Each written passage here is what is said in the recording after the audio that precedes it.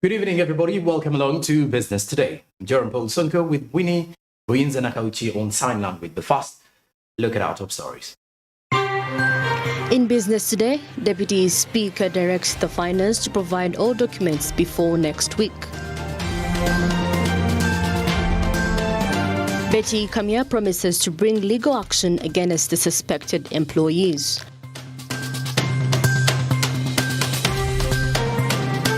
IMF grants Uganda $885 billion loan after finishing the second and third reviews under ECF arrangement.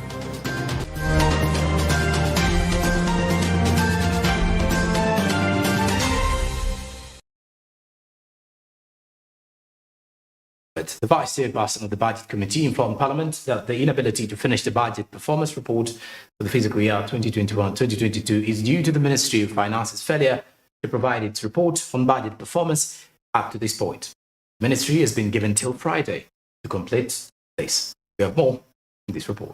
Proceedings of the House, please join me in welcoming them. The Committee of Budget is expected to complete the budget framework process by 1st February as per the rules of Parliament, and today they were supposed to present the budget performance for the year 2021-2022, but it has not happened due to failure of Finance Ministry to avail them with all the necessary documents for the assessment. Statutory timelines for National Budget Framework paper were unable to complete that item. I request the House to give us up to Tuesday.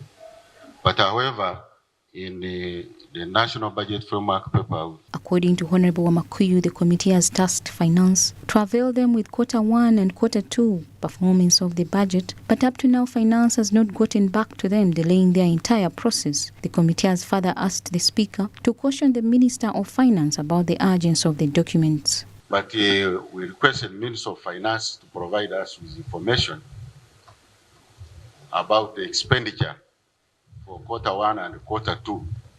Up to now, we are still waiting. They only gave us the releases, the figures in terms of releases per vote, but the actual expenditure was not given. So my appeal, Right Honorable Speaker, sir, that you prevail over Minister of Finance to give us that information. Matthias Impuga, the head of the opposition in Parliament, has voiced his displeasure with the Ministry of Finance's behaviour, particularly when it comes to the budget process. In fact, Right Honourable Speaker, the House has every reason to reject the BFP report without a performance report. And I do not know why the very able chair would allow the Ministry of Finance to get away with this kind of flimsiness in management of public affairs.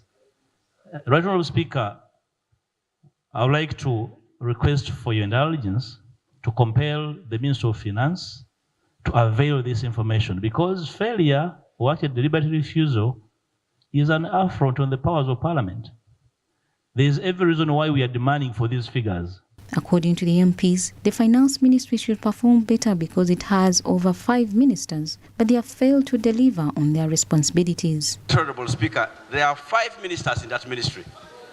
5. 1, 2, 3, 4, 5. It's disturbing to realize that up to date, the Minister of Finance has failed to give us that half-year performance. Even when we're looking at this budget framework, background to the budget, you would see, even in some ministries, problems. Right Honourable Speaker, there should be sanctions. This has been a trick. It's always a delaying tactics. Then they rush you through when you have not looked thoroughly into their work. So this time around, I think we should style up. The Speaker ruled well that we are not going to proceed up to when we get the information that we need. The Deputy Speaker has then directed that Finance provides the above-mentioned report on Friday so that the budget framework paper can be passed on Wednesday next week. He has also warned Finance that if the budget framework paper is not accompanied by the certificate of compliance on climate change, he will not pass the BFP. This is a statutory deadline. Minister of Finance, provide the committee with all necessary information by 9 a.m. on Friday, so that the committee meets at 10, starts processing the report, they are going to work over the weekend, but you're even making people suffer over the weekend, over information which you have. Finance is scheduled to go before the Budget Committee on Friday this week to finalize the budget framework paper, which will be debated by legislators on Tuesday next week.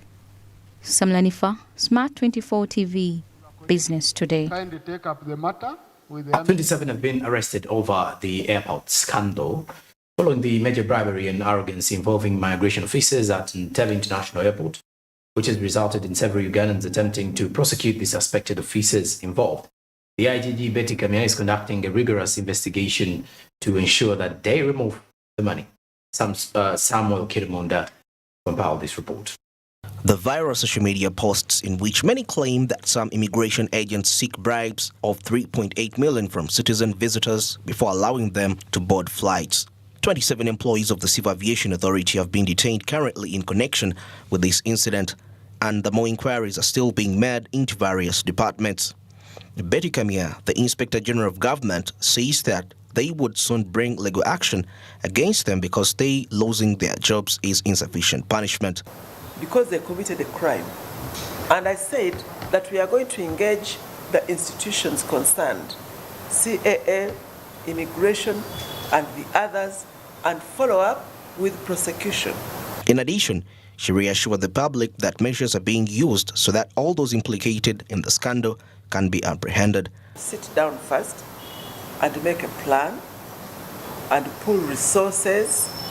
Resources include personnel and all the other resources that are necessary, and then we start investigations.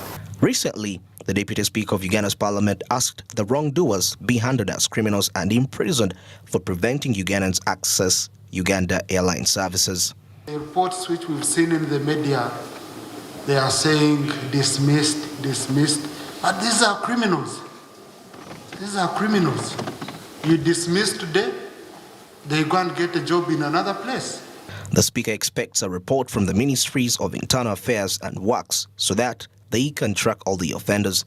According to Simon Peter Monday, the ministry spokesperson, immigration officials at Entebbe International Airport are paid less than those at similar companies, which puts them at risk for bribery and corruption. Look at the staff operating at Entebbe and other borders of Uganda. You find that we operate with the URA staff, we operate with the URSB, operate with the U-boss, but immigration is the least paid of all these agencies. Immigration, so that alone also has not enabled us to motivate our people well so that they could be able to do their work with one heart. IGG's participation is valued as the Parliament anticipates receiving the report on the scandal on Tuesday. This crisis is growing, endangering not only fragile Entebbe Airways, but also the entire nation. Andrew Barije, Samuel Chirimunda, Smart 24, Business Today. Meanwhile, the International Monetary Fund Executive Board has completed the combined second and third reviews under the Extended Credit Facility Arrangement for Uganda. The approval of the combined second and third reviews enables the immediate disbursement of the equivalent of the SDR $180.5 million, which is about $240 million US and approximately 885 billion Ugandan shillings. We have more. The combined second and third reviews undertaken under the Extended Credit Facility Arrangement for Uganda were finalized by the International Monetary Fund Executive Board. The approval enables the immediate disbursement of the equivalent of about $240 million, that is 885 billion in Uganda shillings. On June 28, 2021, the Executive Board of the IMF authorized the Extended Credit Fund Arrangement for Uganda totaling to approximately $1 billion. This agreement aims to help the short-term response to the COVID-19 pandemic and promote inclusive private sector lead long-term prosperity. The Executive Board also approved the relaxation of the performance requirement related to the Bank of Uganda's stock of the net international reserves. Despite numerous setbacks, the Ugandan government is continuing its reforms from new public health concerns and unfriendly external environment. Following the Executive Board decision, Mr. Boy Lee, Deputy Managing Director and Acting Chair at IMF, stated that Ugandan authorities remain committed to their economic programs amidst a challenging environment, saying that most quantitative targets were met in 2022. He goes ahead and said that an asset declaration regime structure benchmark was turned into a prior action for the review and it has been satisfied. Pedson Mumbere, Smart 24 TV, Business Today. Away from that, government has started the Kampala-Jinja Express compensation. This particular one is one of the largest transportation networks for people and goods, and since 2017, government of Uganda has been carrying out compensation, resettlement, and the livelihood restoration initiatives for the various categories of projects of the affected persons along the Kampala-Jinja Express route. In this report, Martha Nimsima brings the details. The planning and implementation of government programs and initiatives for social, economic, environmental and political development in Uganda continues to be significantly hampered by land acquisition. The Ministry of Works and Transport has committed to keeping a close eye on how the approach is being applied, especially with regard to how well it complies with approved laws, interventions, and plans to compensate those who will be negatively impacted by this project. Government is in the process of engaging a private party to develop the Kampala-Jinja Expressway as a public-private partnership, and the project comprises of the Kampala Southern Bypass, which will connect the Munyonyo Spur to Northern Bypass, but also to the main line from Kampala to Jinja. Now, government also partnered with development partners like African Development Bank and the French Development Agency, and we signed a financing agreement in support of this public-private partnership. It is anticipated that the compensation budget will cost about 920 billion Ugandan shillings. The government is collaborating with private organizations to oversee and sustain the project's compensation process.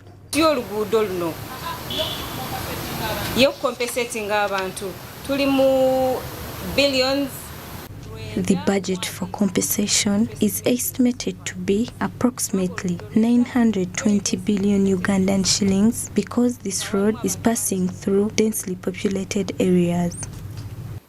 However, other people have yet to get their compensation because they did not have the appropriate documentation, such as a land title, proving full ownership of the land. There are some people who are not yet compensated, but government is working on it.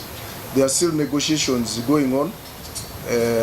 So that one will be sorted, and obviously construction will begin after it has been sorted.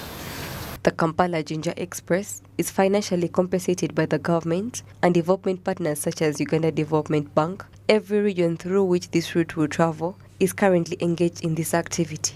The expansion of Kampala-Jinja Expressway will be another significant infrastructure improvement in Uganda. Martha Nimsima, Smart 24 TV, Business Today. Right now, tomorrow, the NRM government is celebrating 37 years in power, and one of the main focus of the national resistance movement ever since it took power in 1986 has been on empowering women, both socially and economically. This has been clear in the 37 years that the current government has been ruling this country. Monica Nabionga reports. The goal of the NRM position was to reform society as a whole without regard to the gender from the very beginning. This has become clear during the past 37 years, beginning with leadership and social welfare, particularly in government programs aimed at ending poverty in Uganda, the majority of which benefit women. When we were first elected to Parliament in 1989, the resistance councils were new, and although there was a requirement to have one woman on every committee, in some villages there were none. No one had the confidence to go and be part of, contest and become a member of the committee. But now we have many women who are in leadership in the LC1, in the LC2, in LC3. I think we have a number of LC5 chairpersons. We have members of parliament. We have, there's been an improvement in the judiciary. A few more women have been appointed in the judiciary. Even in the, within the cabinet now, we are beyond the 30%. So there's been a lot of progress. The biggest empowerment that the NRM has given is leadership for the women. The current situation is so empowering that many women are now role models. When I was growing up, you would look for role models because they were not there in leadership. There were very few in offices. And I think this is really fundamental change as far as women are concerned. The August House enacted a new market bill in October that intends to repeal and replace the 1942 Market Act in order to allow for comprehensive legal and economic reforms that have evolved over time. When you talk about transforming our country, we should leave no one behind. But Right Honourable Speaker, as WOPA, we did facilitate the market bill, which was passed by this House in October. Right Honourable Speaker, we have clear rules as to how long these bills can be with the President. This bill was intended to help the majority of the people in the markets who are women. The 37 years of NRM are evidence of Uganda's progress. Nonetheless, despite this accomplishment, the Chitigumu Women's representative in Parliament believes that much more has to be done to develop Uganda. Can clearly say there is peace in this country. We can say infrastructure has been developed in this country. We can say people are at least living on a certain average standards of life. It doesn't leave the fact that more yet needs to be desired to ensure that our people get out of poverty totally. And that is to ensure that household income, and that's why the President has always re-echoed and preached the gospel of household income and focusing on the sectors that he has always mentioned, you know, the 6 sectors that people must look at. But most importantly, the backbone of this country is agriculture. And we say Uganda can even feed the entire Africa. So we need to focus our efforts, our budgeting, our legislation in ensuring that people have access to financing, people have access to markets, and people have access to quality products. And also we need to fight corruption. Today, women hold 46% of local government positions, 33% of parliamentary seats, and 43% of the cabinet positions. Not only that, but also 38.2% of the businesses in Uganda are purely owned by women, which attests to the good work of NRM in fighting gender inequality. Monica Nabyonga, Smart 24 TV, Business Today. Now let's look at banks that have sabotaged fintechs. While fintechs have made great strides in Africa, particularly in wallets, payments, and distribution, there is still plenty of possibility for growth in this rapidly expanding industry. However, globally, Uganda ranks 116th on the Network Readiness Index and 172nd on the gross national income, according to the World Bank and the Portuland's Institute, respectively. We now explore the shortcomings in Uganda's fintech ecosystem. Story. It is crucial for stakeholders to proactively plan through direct actions that are within the manageable interests of the industry in order to highlight opportunities and gaps in the Ugandan market. This would strengthen the fintech environment in Uganda, and the degree to which a nation is prepared for a digital transition will depend on factors including network readiness, digital literacy, and mobile phone saturation. However, the best the government can do is to create an environment that will help the firms grow. For us as government, we put a conducive environment for technology to thrive. For us, it is an issue of putting in place a conducive environment. Then innovators come and technology comes in. We must make conducive laws to run business. We must ensure there is infrastructure, because they can't work, for instance, without good internet.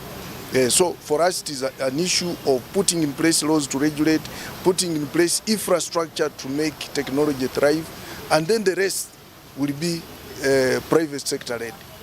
As the parliament is still tabling the regulation of the fintech ecosystem in Uganda, industry players are very eager to learn how these challenges will be resolved. support the vision for the fintech ecosystem, but also we have a lot of banks that look at us as competitors. So if all banks were to look at us as friends, as partners, that we can work together and grow the ecosystem, I think the synergy that would create would be good for the economy. I think the government can have a way of building an ecosystem where fintechs can exist without having to go through a lot of processes and pay for a lot of licenses, and make sure that everyone who has an idea can be able to go to the marketplace and actually strive to maintain, to have runway for their company instead of striving to pay for the overheads.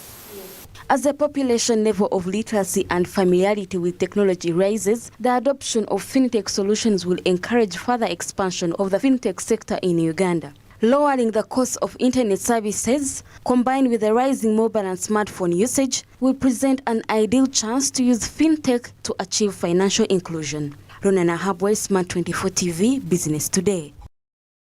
Now in Jinja, the city abattoir is in a sorry state, and of course, Jinja City Abattoir is the third abattoir in Uganda that needs to be renovated to match to the standards of a modern facility.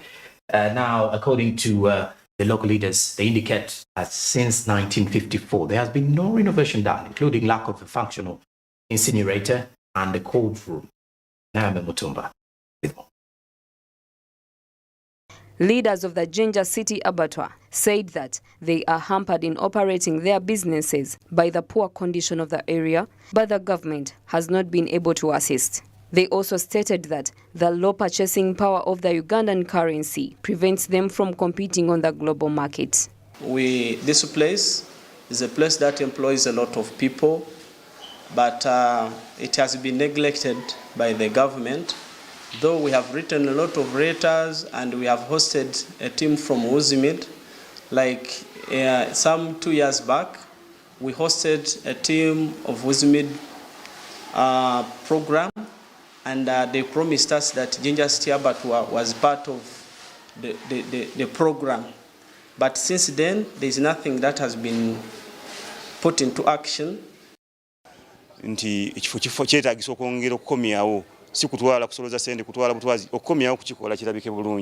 you can see, this place is in a very bad state that needs to be renovated. On the side of government, it's now becoming a very big problem that even the money that used to be collected from here is now fast taken to the central government. So it's hard to send that money back. Rather, only salaries are paid, which hinders the development of the place. With the establishment of the East African Central Bank, which is intended to facilitate trade, the EAC partner states plan to harmonize financial payment and settlement systems in order to achieve a unified currency. Is the low purchasing power of Ugandan currency. And we are in East African community, but you find that for us as Ugandans, we don't have the freedom to go to every country and do business as it is in Uganda.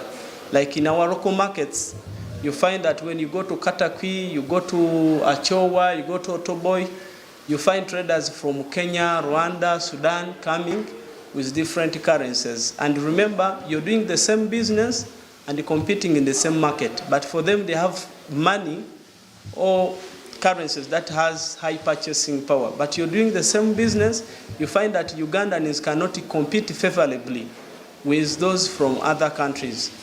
Currently, the country falls short of supplying the market with 900,000 tons of both processed and unprocessed beef products per year, a situation that is poised to change when the abattoir gets fully renovated, as Ronald explains. In East African community, and we have advocated for it, it's my prayer that we use the use of same currency starts very soon and with immediate effect, because that one will help us as traders to conduct business and to compete favorably with the people from other countries. The leaders have therefore tasked government to renovate the place, since they are looking at exporting meat to the international market. We remind the government that Jinja City Abattoir is in a solid state, because our roof is in a bad situation. The roof is leaking, and this abattoir was built and constructed in 1950.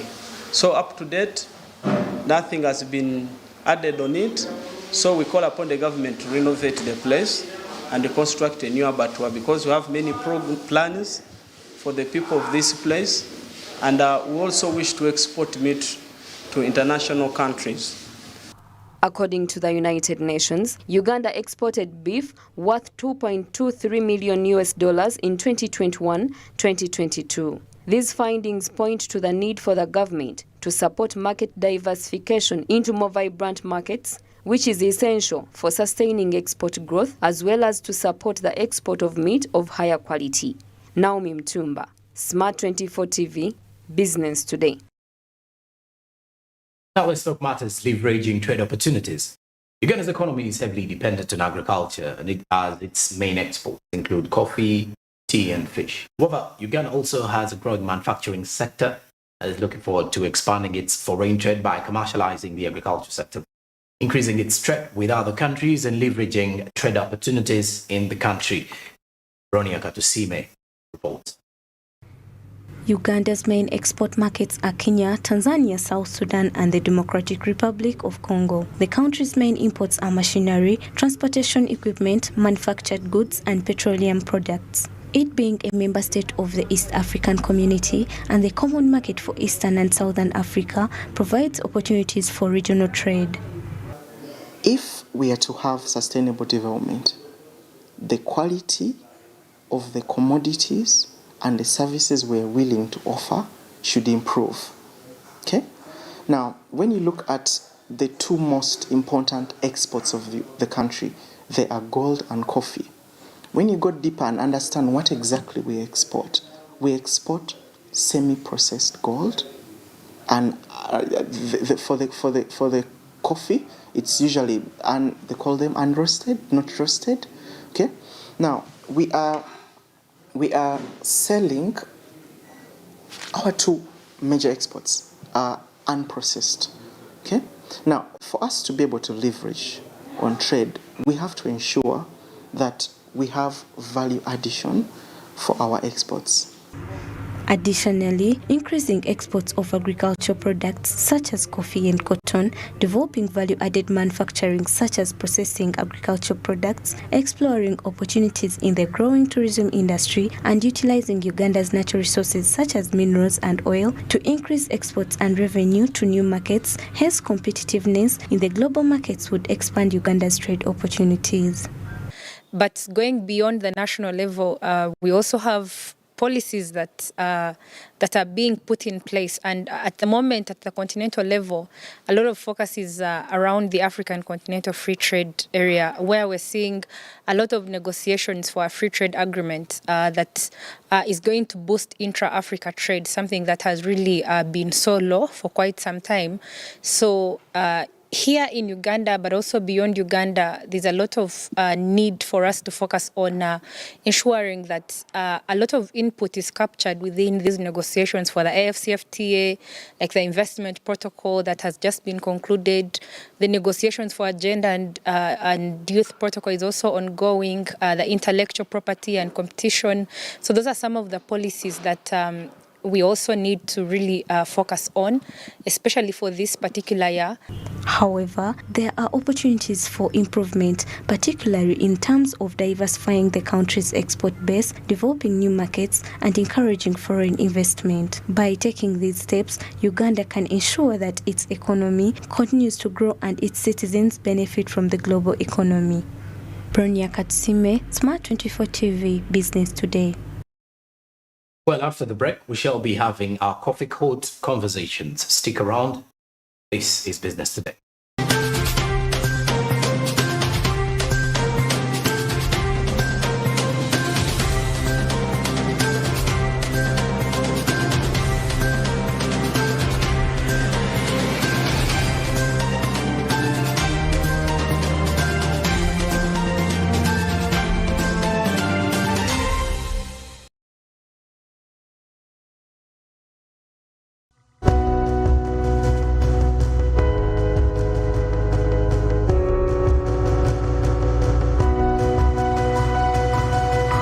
Smart 24, driving business.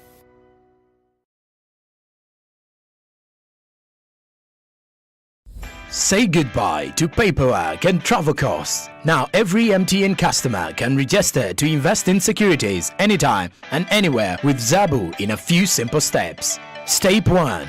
Dial *292#. Step 2. Select option 1.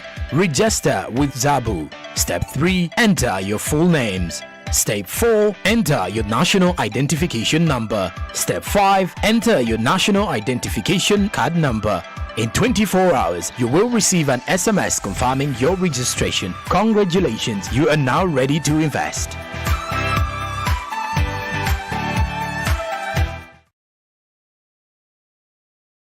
Three, 2, 1, action! From legendary filmmaker Isaac Nabwana comes the ultimate action attraction, Wakaliwood, featuring 30 hard-hitting, heart-stopping, homegrown Ugandan action movies. Wow! The best of the best, the biggest stars, the Wakali wonders of Wakaliwood. It's unbelievable! All on Maisha Magic Movies, DSTV Channel 141 and GOTV Value.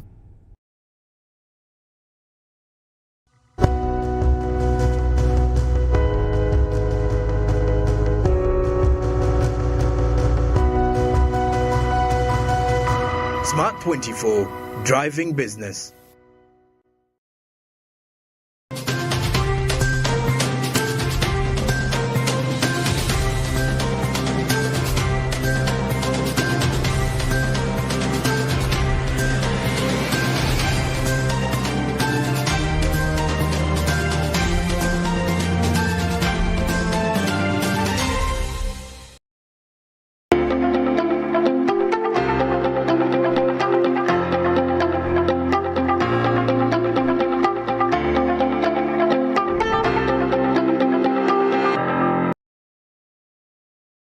And now we're heading to the Cover Court. We are coming to you live from Plot 42 Nile Avenue, and we are definitely linking up with Fred Makubia this particular evening to at least understand more about a program-based budget approach as we are finally heading into the last few months of the financial year 2022-2023. This and more are the discussions Fred Makubia is going to be bringing us this evening. Yes, good evening, Fred. Please do take us through these discussions.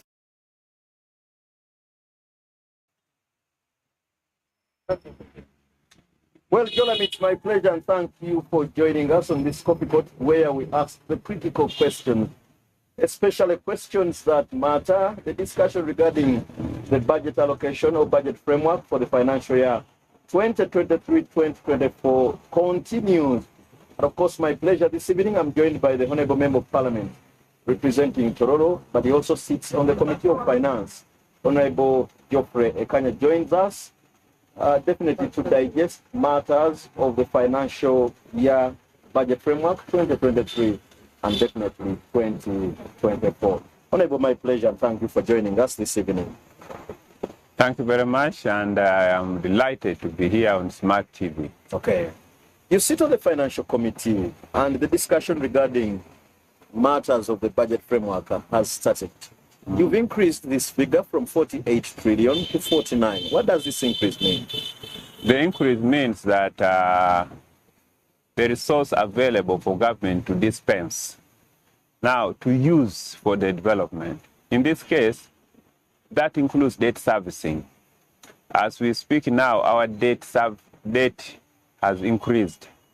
The financial year 2023, we are going to have a debt increment by 2 trillion shillings. Okay. And the resource available for development program for recurrent, that is wage and non-wage, and then doing roads, building schools for provision of medicines, support agriculture and water, has reduced from 24 trillion the financial year 2022 to 22 trillion. Okay. Now, the 2 trillion shillings that we have removed from the development component has gone to debt servicing. So debts which government should have repaid has been recycled. So this financial year, we had challenge in borrowing, securing new debt, but also we had a problem in even obtaining new debt. In this financial budget 2022, we're supposed to borrow about 1.8 trillion shillings. Okay. But as of now, I think we have only borrowed about 300, 400 billion. We have not borrowed about 1.5 trillion shillings. And we are now heading to the fourth quarter. So even the money to borrow at a favorable interest rate is not available. I don't know if you attended the session where the PSST, of course, when he was releasing the third quarter, he said government has not borrowed that much, especially in the first 6 months of the financial year. Yes, government has not borrowed because we have to borrow from institution that has favorable terms, favorable interest rate, favorable repayment period, so that we do not have too much burden on the debt. And the government has had a challenge in securing debt from institutions that has favorable terms and favorable maturity period, like 40 years, which has grace period, low interest rate. Okay. And I think they've also been scared of increasing and causing inflation. Because as we speak now, Europe and US, they're heading to recession. And our major foreign currency here is the US dollars and part of the euro and the pound. And then we are not receiving all the required, or the planned FDI, that foreign direct investment. Our level of remittances has also not grown too much because of the seeming recession in Europe, in the US and Europe. What is supporting the economy as of now, supporting the balance of trade and supporting import, is the remittance we receive from the labor export to the Middle East. Okay. The export, we are, as a result of trading in the region, the East African community, basically DRC Congo is a good market, supported by Kenya, supported by South Sudan, and then a bit of Tanzania. But also what's giving us stability is the revenue, that is the resource coming in for the construction and development of the oil program. That has given hope to investors to come in. The resource has supported us in foreign exchange to balance our balance sheet and also improve the physical aspect. Okay, and so maybe if you look at still the quarter release which was released by the PSST, most of the money was allocated to issues of wage and non-wage. And if you look at the development aspects, just a handful was actually allocated. Isn't this a disadvantage to a country like Uganda? Now, of course, a disadvantage because there are institutions in first quarter that only got 48% of what was expected. And so it was basically for wage, and even the aspect of non-wage was very small. So civil servants in most offices did not have the resource even to implement programs, let alone to monitor. The civil servants and departments were unable to implement their work plan. They were unable to implement their procurement plans. And that leads to corruption. So is that just fiber enough, or was it just fiber enough? So because we didn't make all those payments, that most of the money should actually get to so wage. In the second quarter, the government released about 60% of the development component on the budget. That's true. But even that, the liquidity was not achieved. Some of the institutions issued warrant, but then the vouchers were bouncing in means of finance. And part of the reason they were saying that the computer and technical issues, it was not the fact. The projection of liquidity available to clear the invoices was not achieved. Part of the projection was that government expected to borrow and to fill the liquidity gap. The borrowing was not achieved. And therefore, some of the expenditure of the development has been pushed to third quarter, and some of them might be reverted and pushed to fourth quarter, the financial year. But you see, in the fourth quarter, we only have 3 months to the end of the financial year. You cannot implement programs which are supposed to have been implemented in terms of development 8 months. So it leads to corruption, leads to wastage of resource. Now, going forward, what governments needs to do, we need to tighten and we need to reorganize our expenditure. We have talked several years that government need to reduce public administration costs. When you say you've talked, you're part of the legislation. You sit on the Committee of Finance. So when you say you have talked, who have talked? We as members of parliament, we as the citizens of Uganda, including the media. For example, government can reduce wasteful expenditure. Members of parliament, we are given loans to buy our own cars, or the government makes a contribution to us to buy cars. Which you can refuse, Honorable. Yes, but that, you see, that's a small aspect of it. But an RDC, we now have over 100 and something districts, 130, including Kampala, which is divided. You have RDCs and deputy RDCs. That's already 260. But the approval comes from you. Yes, but get me. The approval comes from us. But you see, the executive presents a budget. So these RDCs must be facilitated with vehicles. You have presidential advisors. So one of the proposals were put across, and these are across including members of parliament, the media, and citizens. In Rwanda and in Tanzania, government vehicles are utilized for 10 years. Here in Uganda, cars are procured and only utilized for 5 years. In the 1990s, government had abolished vehicles for civil servants, and we have recommended that government needs to abolish vehicles to lower civil servant cadre and only leave for directors and permanent secretaries. All other civil servants should be given to get vehicles on a loan, which they will maintain. You see, vehicles on loan, you have a driver, you do service and maintenance, fuel is yours, the repair is yours, and so you use the vehicle better. As we speak now, the expenditure on the vehicles, government cars, could easily go to maybe about 1 trillion shillings.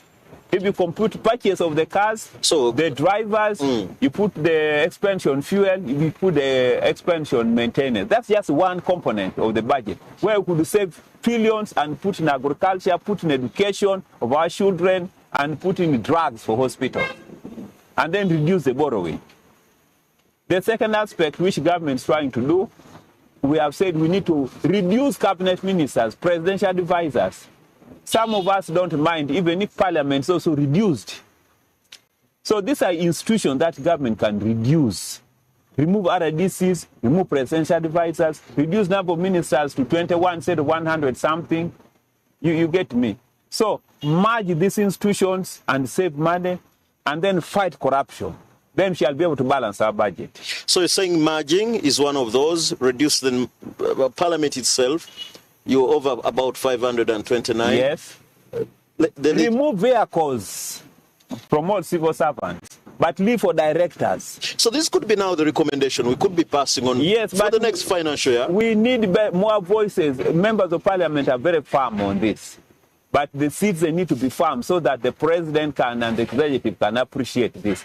Add more resources to judicial so that we have justice. We have people whose cases have finished more than 10 years. People have stayed in jail illegally without being adduced in court for more than 10 years. By the time the case is completed, you find that you have been innocent, but you have detained for 5 years, 10 years. So put money in justice. When investors know that there is justice in Uganda, you will attract more investors, and justice must be just not delayed.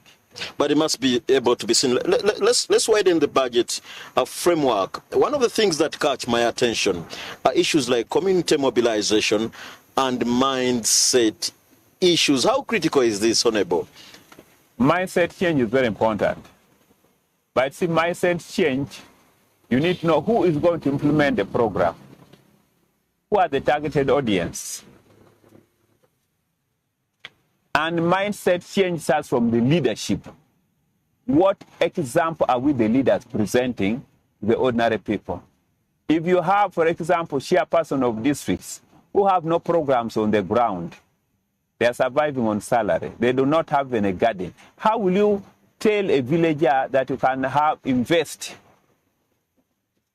So who to implement this? If somebody viewing us would ask, Honorable Kanya, who to influence and implement some of the things? It is you and the fellow colleagues you legislate. Yeah, the good thing now, we can have, under the Leadership Code Act, we need to bring a new provision that all leaders, by whatever name, the way we declare our assets, the IGG, you need to demonstrate that you are an investor to your community. Have a garden, have a decent home, live morally upright, conduct yourself in a manner that can attract respect in the society. So that's what we call mindset change. You as a leader do not drink and expose yourself in the public in a manner that the public will think that that's a normal way to live. How is that connecting to the budget issues? It is connected because within the budget, there is a resource for mindset change. Mindset change should start with the leaders. No, I would think mindset should go to issues of how you perceive government programs, how you handle them, how you respond to them. You see, mindset change is the issue of corruption, moral ethics, and standard. Okay. How we utilize government vehicles, for example. How we utilize government properties. How we maintain government buildings. How we utilize the road. How we throw rubbish in the street. How we interact with the environment. Do we plant trees or we just go and cut? So how we consume the gift of nature. All those are critical matters. So that we know that there is nothing like government property. All these properties are for us and for our children and grandchildren. So proper maintenance and management of public property,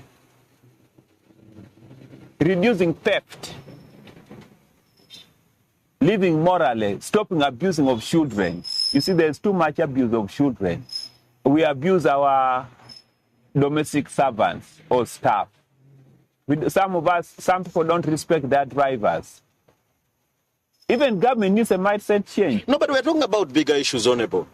When you're talking about budget, we're talking about bigger issues more than the ones you actually putting on table. Government needs a mindset change. How? As we speak now, it's more than $500 billion shillings of the private people who have offered service to government. They have supplied the fuel to government, they have done road contracts, they have built hospitals, all sorts of services. But government has not paid. Most of these people got secured a loan from commercial banks. They are losing their property. And therefore, the liquidity which they would be available, disposal liquidity, which they in turn invest and pay taxes, is not available. So then that affects the revenue that Uganda Revenue Authority, Uganda Revenue Authority would collect to increase to support our budget. Okay. So this time around, you've shifted the budget from the ministerial side. Now your approach is the program perspective. Yes, but you see now I was talking about the mindset change. And so you have about 20 billion shillings to be spent on mindset change, and yet government needs to do it itself. Now, the government has been shifting the budget from sector-based to program-based. That's good, because sometimes we get tired of the same concept. But the program was supposed to be less. Where did you buy this approach? This basically, I think, part of the United Nations program that was being discussed, and the global change that is a movement. Now, when you are focusing on program, we think and government thinks that there will be more output and result achieved. That is going to be, it is easier to do what we call value for money audit. And that it is not one-off. Program is more detailed and you can see better results. So how do you follow up a program whose money you can't notify? Because initially you would have a figure, 6 trillion is for Ministry of Security. 6 trillion is for this kind of ministry. So how do you monitor a figure that you actually spend a lot of time? You see, now we are utilizing what single treasury system, single accounting system. So with the program, like defense, they have about 3 programs. So you look at that program, how it is impacting our community, how it is improving life. Okay. Broadly. And the program is not based annually. It is spread by annually. It can go for 3-4 years. So that also helps in terms of planning, and also helps in terms of tracking expenditure and then tracking result and output. Okay. Yes. And then now, but we have a challenge is that several government institutions need to migrate from sector to program. And that's why I'm saying, were we actually ready for such a transition? Of course, it's one thing to bring a good idea. Transition must come. But readiness must be one of the key principles. We have to be ready and shift. Because as we speak now, I think Parliament is preparing itself to migrate. We are going to approve budget we approved budget last year based on program. I think the administration of Parliament will reorganize the committees. The districts also need to reorganize themselves. The accounting officers have been trained to report. Even the policy statement is coming in terms of program, in terms to show the targets, to show the results. And so when Auditor General is going to be submitting reports to Parliament, they are going to audit based on programs. Okay. Yes. And so and then focus on value for money, instead of just limiting ourselves to sectors. So to what extent is the private sector engaged in this budget preparation? Because in the previous years, you'd have them engaged. Talk about the CATINs, the accords, the private sector is deeply engaged, I can tell you. The private sector, that's the Private Sector Foundation. Which is the Apex body. Yes, Apex body has been organizing meetings with the traders, with the importers. They have brought in manufacturers to Uganda manufacturers associations, and then the civil society has been participating. They have submitted their recommendation to the Minister of Finance. They have also submitted their recommendation to the Speaker of Parliament, and the submission which was made to the Speaker was shared to several committees. And the report that now committees are presenting to the floor of Parliament has integrated all the recommendations of private sector. Because as you are aware, the Speaker declared that this is going to be people-centered Parliament. We cannot discuss, engage in any deliberation without the input of the public. Okay. And to support the economy, the private sector is key. So that process is well being handled by Parliament. And maybe, Honorable, as we plan to wind up, do you think the new budget that we intend to look up to will help to suit the current situation in Uganda as a country, given the economic circumstances that we have? Yes, we are a bit lucky from the economic aspect. Uganda is lucky. Why? Whereas the African region, we are going to have economic growth of 2.7% in 2023. And then the East African region is projected to have growth of 3.3%. Uganda is likely to have a growth level about 5%. Why? And it's a unique one. And several economists are debating this. Why? Because of the prospect of oil. So we hope that with the oil revenue flowing in and expecting the first oil export in 2025, you are going to attract so many investors who want to invest in the upstream and the low stream. And therefore, the economy is going to grow. Okay. People now know that Uganda is going to have a lot of money. In the tourism sector, several investment is going to happen. Infrastructure sector, the road, the railways, there's going to be a lot of investment, and therefore there is a better opportunity and chance for Uganda. Would that be your parting shots, Honorable Ekanya? Would that be your last words? Yeah, to me, I want to assure people, especially the investors, that we need to organize ourselves as Ugandans to tap in the opportunity that's available. Okay. Yes. Honorable, thank you for finding time to speak to us. And of course, according to John C. Maxwell, he says the most important words of a man are his last words. That is it from Honorable Ekanya Geoffrey. He's a member of Parliament representing Tororo constituency, and he sits on the Committee of Finance. Jorum Sonko, over to you for business today. All right, many thanks, Fred Makubia, for that particular detailed conversation as we prepare the viewers, of course, ahead of the budget of 2023-2024 that will be presented in June. And of course, the budget is one of the key things that we look at here steadily because we continue to drive your business, but it's quite fundamental to give you the details as we prepare you. Well, I'm Jorum Sonko with Winnie and Nakawuki here. We've been doing it for you and broadcasting live from Plot 42 Nile Avenue for Business today. We do wish you a blessed night. Good evening.